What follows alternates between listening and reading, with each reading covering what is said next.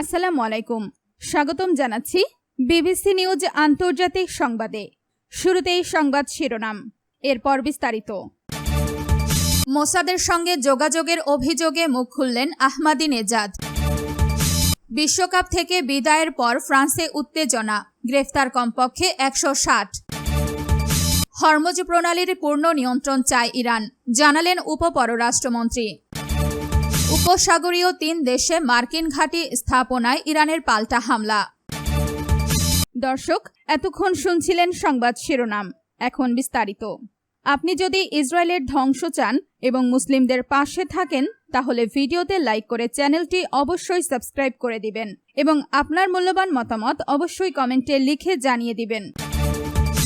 মোসাদের সঙ্গে যোগাযোগের অভিযোগে মুখ খুললেন আহমাদিনেজাদ। ইসরায়েলের গোয়েন্দা সংস্থা মোসাদের সঙ্গে যোগাযোগ ও গৃহবন্দী থাকার অভিযোগ অস্বীকার করেছেন ইরানের সাবেক প্রেসিডেন্ট মাহমুদ আহমাদিনেজাদ। তিনি এসব দাবি সম্পূর্ণ মিথ্যা ও ভিত্তিহীন বলে মন্তব্য করেছেন। মঙ্গলবার 14 জুলাই এক বিবৃতিতে আহমাদিনেজাদের কার্যালয় জানায়, মার্কিন সংবাদপত্র দ্য নিউ ইয়র্ক টাইমস জনমত বিভ্রান্ত করা এবং ইরানের অভ্যন্তরে বিভাজন সৃষ্টি করার উদ্দেশ্যে বানোয়াট প্রতিবেদন প্রকাশ করেছে। বিবৃতিতে আরও বলা হয়, আহমাদিনেজাদ গৃহবন্দী রয়েছেন এমন দাবিও সম্পূর্ণ মনগড়া। কার্যালয়ের ভাষ্য, পত্রিকাটির অযৌক্তিক অভিযোগকে বিশ্বাসযোগ্য করে তুলতেই এই ধরনের তথ্য প্রচার করা হয়েছে। বিবৃতিতে বলা হয়, দ্য নিউ ইয়র্ক টাইমস প্রচারিত সম্পূর্ণ মিথ্যা সব অভিযোগ আমরা দ্ব্যর্থহীনভাবে প্রত্যাখ্যান করছি। সোমবার প্রকাশিত এক প্রতিবেদনে দ্য নিউ ইয়র্ক টাইমস দাবি করে, সাম্প্রতিক বছরগুলোতে মোসাদ আহমেদিনেজাদকে ইসরায়েলের সঙ্গে সহযোগিতার জন্য রাজি করানোর চেষ্টা করেছিল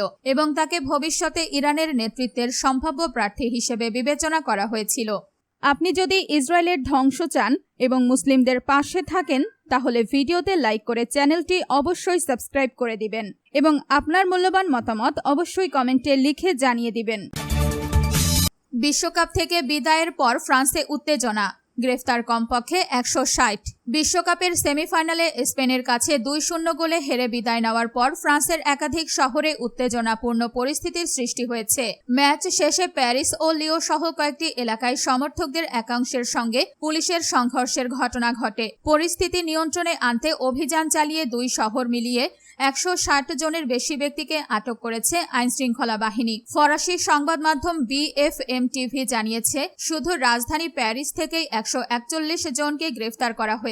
পুলিশ প্রিফেকচারের তথ্যমতে বেশিরভাগ গ্রেফতারের কারণ ছিল পুলিশ সদস্য ও জরুরি সেবা কর্মীদের লক্ষ্য করে আতশবাজির মর্টার ছোড়া। অন্যদিকে লিওর প্লাস বেলকুর চত্বরে বড় পর্দায় শত শত সমর্থক সেমিফাইনাল উপভোগ করেন। ম্যাচ শেষ হওয়ার পরও সেখানে অনেকেই অবস্থান করছিলেন। পরে কয়েকটি ছোট দল নিরাপত্তা বাহিনীর সদস্যদের লক্ষ্য করে বিভিন্ন বস্তু, বিশেষ করে আতশবাজি নিক্ষেপ করলে পরিস্থিতি উত্তপ্ত হয়ে ওঠে।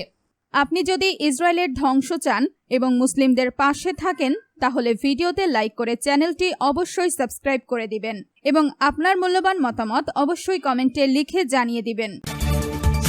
হরমুজ প্রণালীর পূর্ণ নিয়ন্ত্রণ চায় ইরান, জানালেন উপপররাষ্ট্রমন্ত্রী। ইরানের উপপররাষ্ট্রমন্ত্রী কাজেম গারিবাবাদি স্পষ্টভাবে জানিয়ে দিয়েছেন, তেহরান কখনোই যুক্তরাষ্ট্রের সঙ্গে আলোচনার জন্য নিজে থেকে উদ্যোগ নেবে না। দেশটির রাষ্ট্রীয় সম্প্রচার মাধ্যম IRIB-কে দেওয়া এক সাক্ষাৎকারে তিনি এই মন্তব্য করেন। গারিবাবাদি বলেন, যুদ্ধ চলাকালে আন্তর্জাতিক আইন নিয়ে কথা বলা এক ধরনের প্রহসন। তার ভাষায়, যুক্তরাষ্ট্র আমাদের আন্তর্জাতিক আইন শেখাতে পারে না। তিনি অভিযোগ করেন, ওয়াশিংটন নিজেই আন্তর্জাতিক নীতিমালা লঙ্ঘন করে অন্যদের উপদেশ দেওয়ার চেষ্টা করছে।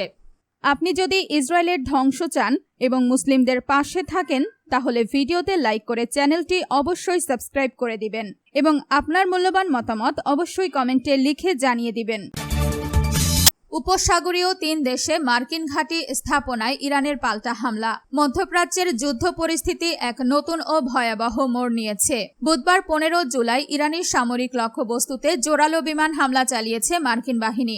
একই সঙ্গে ইরানের বন্দরগুলোতে পুনরায় নৌ অবরোধ আরোপ করেছে ওয়াশিংটন। এর জবাবে উপসাগরীয় 3 দেশে পাল্টা ক্ষেপণাস্ত্র ও ড্রোন হামলা চালিয়েছে তেহরান। একই সঙ্গে মার্কিন আগ্রাসন বন্ধ না হওয়া পর্যন্ত বিশ্বের অন্যতম গুরুত্বপূর্ণ তেল সরবরাহ পথ হরমুজ প্রণালী সম্পূর্ণ বন্ধ রাখার ঘোষণা দিয়েছে ইরান। মার্কিন প্রেসিডেন্ট ডোনাল্ড ট্রাম্প হরমুজ প্রণালী ব্যবহারকারী জাহাজগুলোর ওপর প্রস্তাবিত 20% শুল্ক আরোপের সিদ্ধান্ত থেকে পিছিয়ে যাওয়ার মাত্র কয়েক ঘন্টার মাথায় এই হামলা ও পাল্টা হামলার ঘটনা ঘটল। এই সংঘাতের জেরে বিশ্ববাজারে জ্বালানি তেলের দাম ইতোমধ্যেই 15% বেশি বৃদ্ধি পেয়েছে। ইরানের বিশেষ সামরিক বাহিনী Islamic Revolutionary Guard Corps IRGC জানিয়েছে, নতুন করে মার্কিন অবরোধের কারণে বিশ্ববাজারে ইরানের তেল ও গ্যাস রপ্তানি বন্ধ হয়ে গেছে। এর প্রতিক্রিয়ায় তারা মার্কিন মিত্রদের পথও বন্ধ করে দেওয়ার হুঁশিয়ারি দিয়েছে। এক বিবৃতিতে IRGC জানায়, এই অঞ্চলের তেল ও গ্যাস রপ্তানি হয় সবার জন্য উন্মুক্ত থাকবে, নয়তো কারো জন্যই থাকবে না। ইরানের উপপররাষ্ট্রমন্ত্রী কাজেম গারিবাবাদি বলেছেন, মার্কিন এই অবরোধের সিদ্ধান্ত গত মাসে হওয়া শান্তি আলোচনার অন্তর্বর্তীকালীন ইসলামাবাদ স্মারক চুক্তিকে সম্পূর্ণ ভেঙে দিয়েছে। আপনি যদি ইসরায়েলের ধ্বংস চান এবং মুসলিমদের পাশে থাকেন তাহলে ভিডিওতে লাইক করে চ্যানেলটি অবশ্যই সাবস্ক্রাইব করে দিবেন এবং আপনার মূল্যবান মতামত অবশ্যই কমেন্টে লিখে জানিয়ে দিবেন।